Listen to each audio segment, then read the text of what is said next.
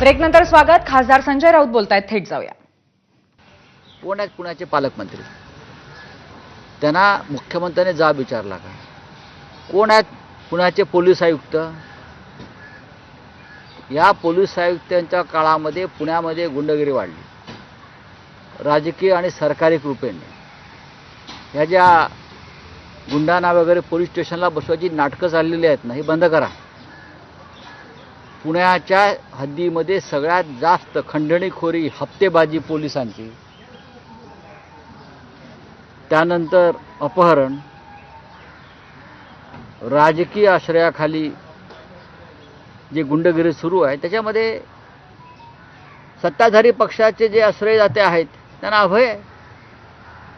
सत्ताधारी पक्षाचे गुंड जात आहेत त्यांना पूर्ण अभय आयुक्तांचं हो. आणि महिलांवर खुलेआम अत्याचार, छेडछाडी, दबाव पोलिसांवरती आहे आणि पोलीस तो दबाव मान्य करतात.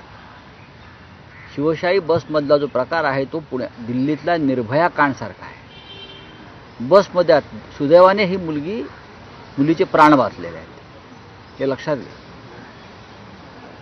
स्वारगेटला